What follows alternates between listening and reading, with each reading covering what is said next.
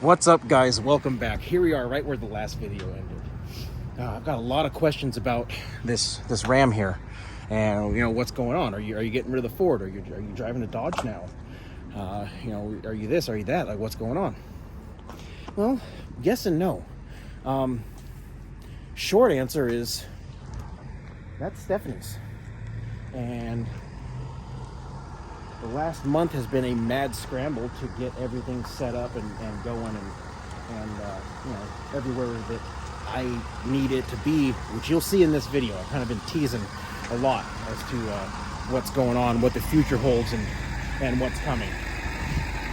Went ahead and haven't her back the truck in this time, just so we can, film the truck moving, which is something we don't ever get to do. Anyway,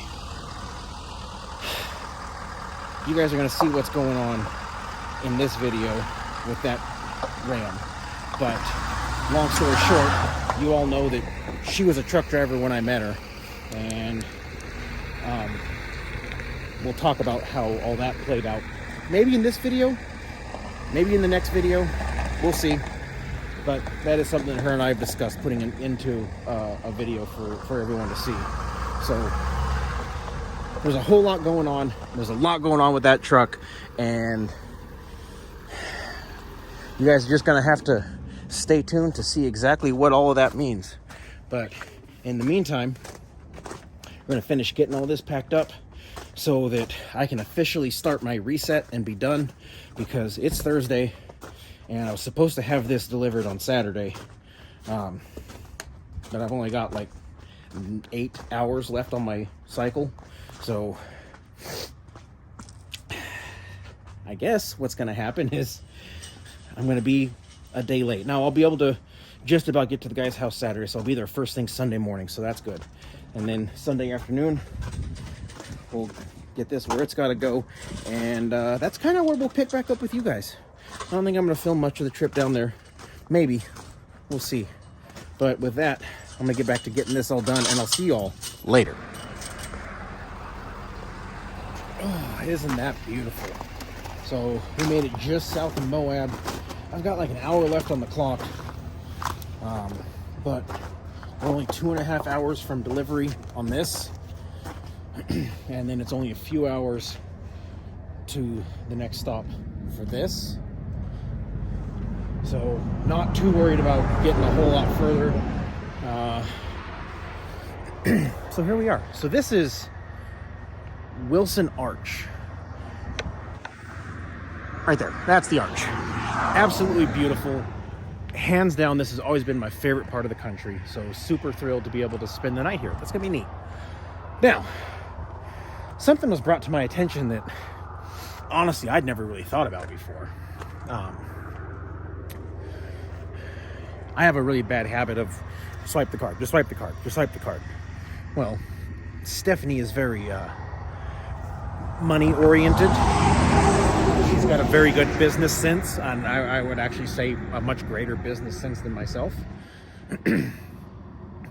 And as we're cruising along today, because those of you that follow me on Instagram saw that she's cruising along with me today,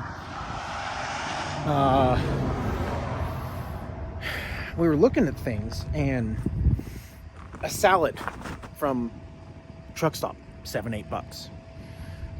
We went into Denny's for lunch. Lemonade, $5. Sandwich, $16. Now, you pair that with diesel being $4 or $5 a gallon, and all of our rates haven't really gone up. Pretty easy to see why truck drivers are getting upset. I mean, really, let's be sincere here. This is ridiculous. And it is what it is. There really ain't much we can do about it. So we're just kind of here stuck in it. Yay. Anyway, I want to share that thought with you as I shared this amazing view with you. Oh, I love it out here. Especially with the snow. Look at it's the little things in life. It's the little things that are granted to you doing this job. So don't forget to take advantage of those. And well, with that, I'm gonna see you guys later. I'm not gonna film anything at the drop-off because it's at someone's private residence.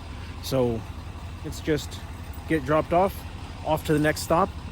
And with that, I'll see you all tomorrow. Hey, how's it going? It's me from the future. So obviously there's been a lot of teasing for the last several videos and even the intro to this one as to what's going on with this truck. I can tell you right now that I just finished what was the tease and I'm dead.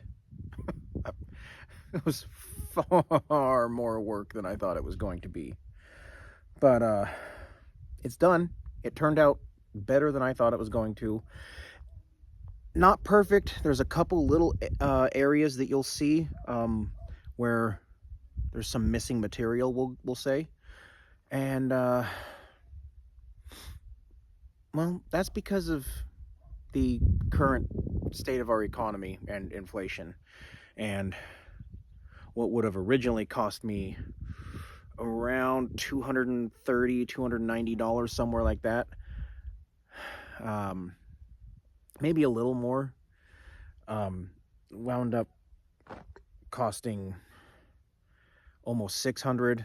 There was a bunch of other stuff that I got that was should have been around $200, and it was over $300.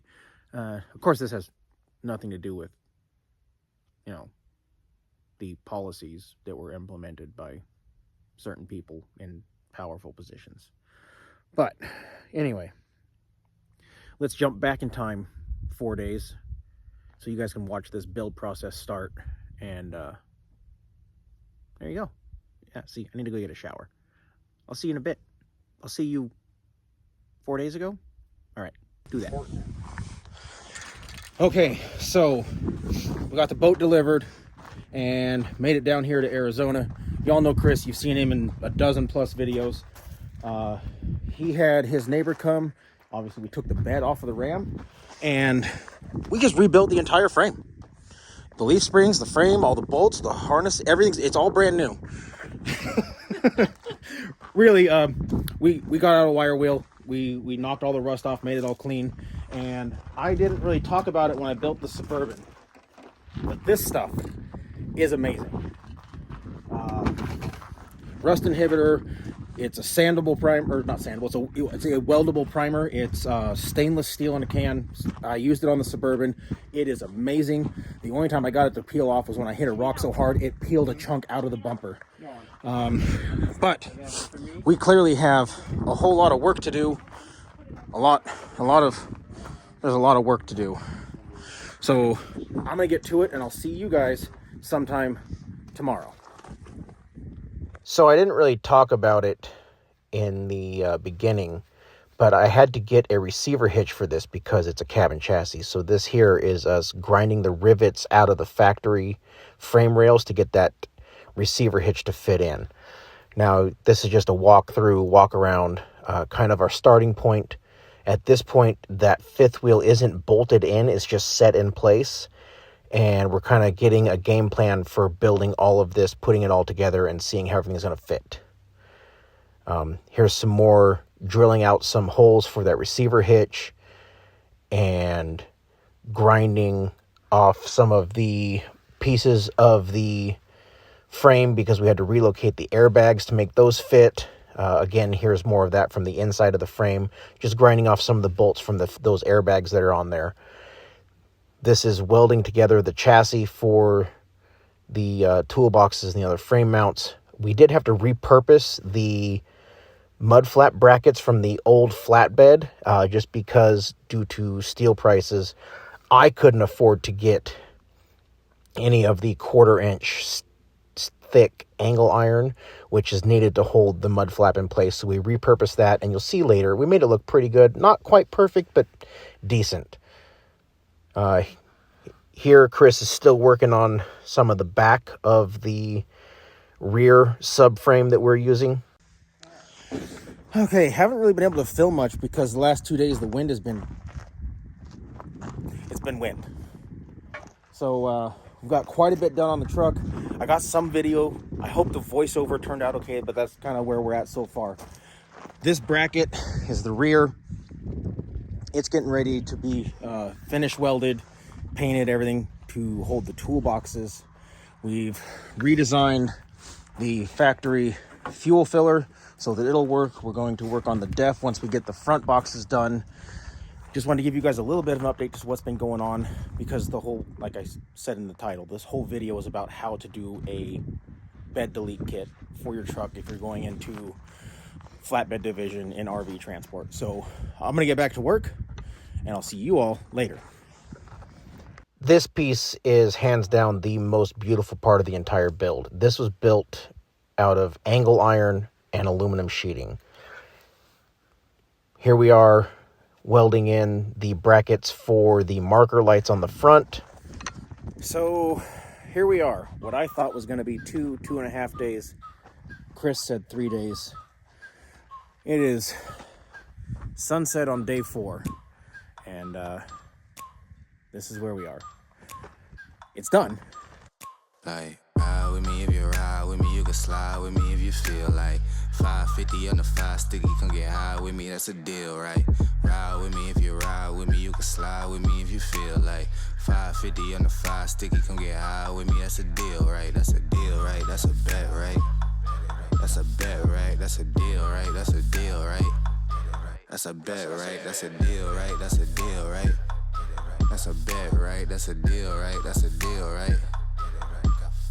Hey. We've got 2 36-inch toolboxes, the required fenders with mud flaps. Had to get something to angle the exhaust to get it off of the box, so that's just kind of what worked for the time being. Doesn't look too bad, doesn't stick out ridiculous. We trimmed it down a little bit. But most importantly, it keeps that from blowing right on, because the factory pipe ended right there, pointed right at this corner of the box.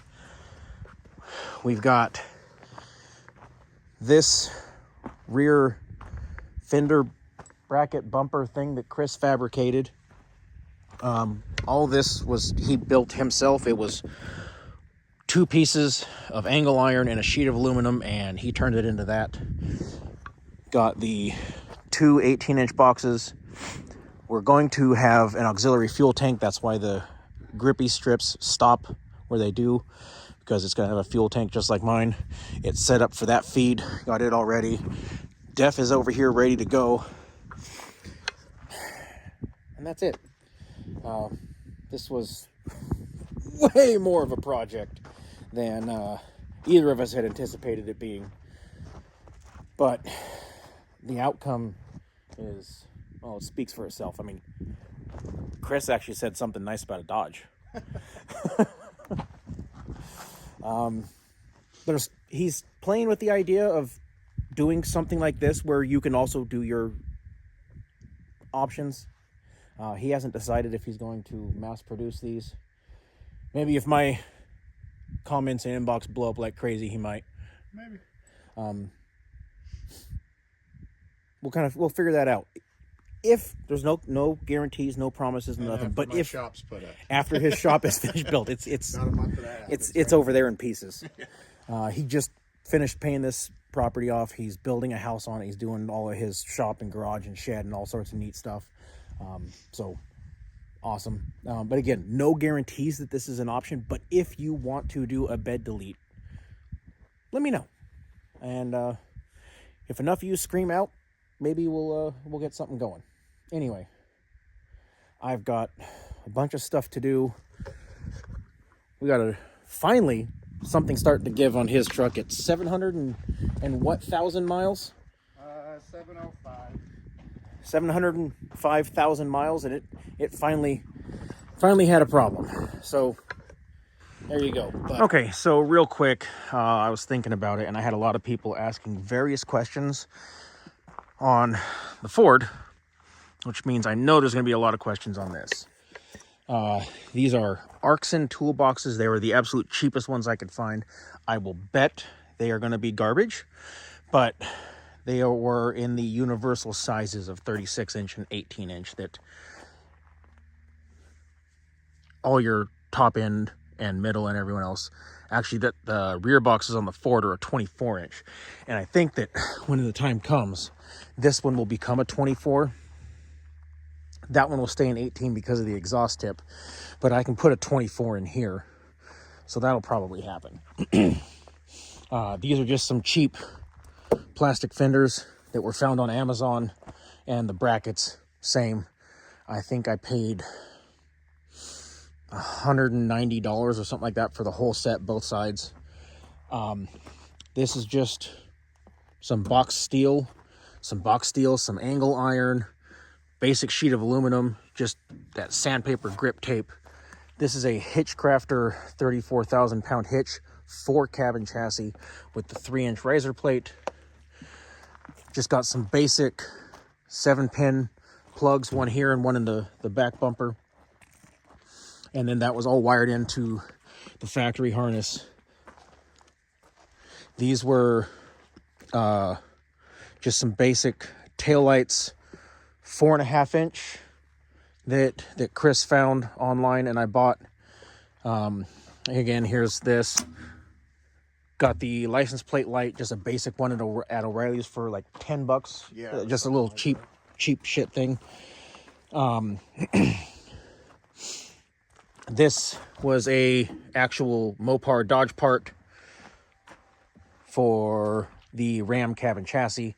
Got a pack of 20 of these, 10 red and 10 amber. And they were just put in here and then put up here, just the bare basics for being legal. May do something in the future, kind of dress it up a little bit, but for right now, it was just the bare basic minimums to get this thing going on the road, but not look like those $3,000 kits that are advertised up at Horizon. Anyway, I know there's going to be a ton of questions about what parts I used. I can't tell you what airbags these are. They were already on it. We just replumbed them so that they fit in. We repurposed the old brackets for the mud flaps that were on the flatbed. These were just some cheap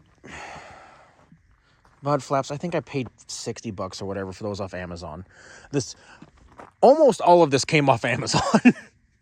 So anyway, I knew there's going to be a ton of questions about that. So I want to go over a quick parts list. And again, it's just some basic steel, a very knowledgeable guy with a welder and a grinder. And we bounced ideas off each other back and forth. And this was the end result. It's not finished. I am going to be filling in these gaps, probably with diamond plate and running it all the way up. And then same in the back. And I'm going to be doing something to clean up the backside back here, make this a little nicer. But it's enough to get it going and look good going down the road. Version 2 will be coming in a few months. Look how neat those are. So with that, as always, those of you out on the roads, I wish you fair winds and following seas. Take care and have a great day.